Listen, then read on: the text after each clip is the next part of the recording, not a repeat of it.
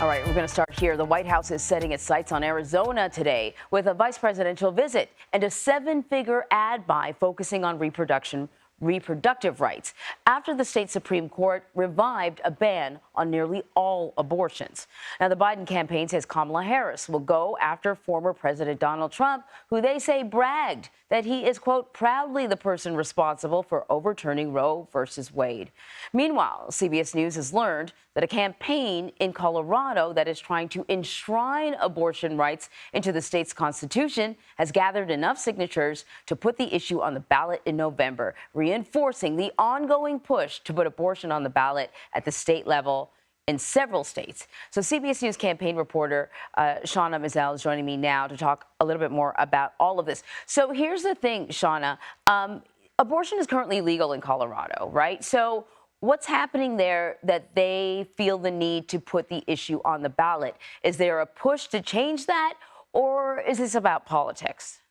Well, it's a little bit of both. Good morning, Anne Marie. So this abortion amendments constitutional ballot measure that they're seeking to put on the ballot this November comes on the heels of that Arizona decision. And the campaign director for this Colorado group cited that Arizona decision, saying that it really shows that even when procedures like abortion are legal without that constitutional right being enshrined, then it could be taken away. And so there's also a movement, though, to put a fetal heartbeat bill or a fetal heartbeat ballot measure on the ballots for voters in Colorado this November as well. So moving to Arizona, the vice president's going to be visiting there today. What can we expect from that visit? Vice President Kamala Harris is set to visit Tucson today, and this is a trip that actually came after that Arizona Supreme Court decision. It wasn't originally on her schedule. So she'll be there with the mayor of Tucson, but as well as State Senator Eva Birch. Now, Eva Birch announced on the Senate floor that she would be getting an abortion procedure, and she's really been highlighting that this 1864 ban that will be allowed to go into effect would not have allowed her to get the abortion that she just got just weeks ago. Kamala Harris's remarks were shared with us, and I wanted to talk a little bit about that. She's expected to say, here in Arizona, they have turned the clock back more than a century on women's rights and freedoms. And this ban in Arizona is one of the biggest aftershocks yet. We can also expect the vice president to lay blame at former President Donald Trump as she's talking about this restrictive abortion ban.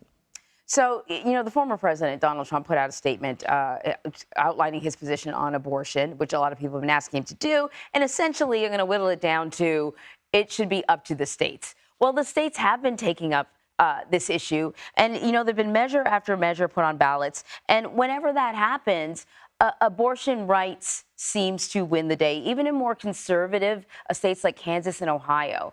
So I wonder, you know, what does this say about how Americans feel about the topic? Well, a majority of Americans, according to CBS News polling, do think that Roe versus Wade was bad for the country and made access to abortion harder and more dangerous.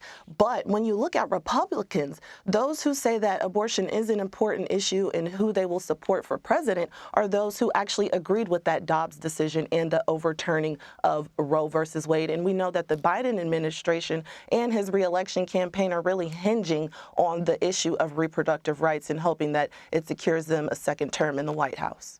All right, Shawna, thank you very much.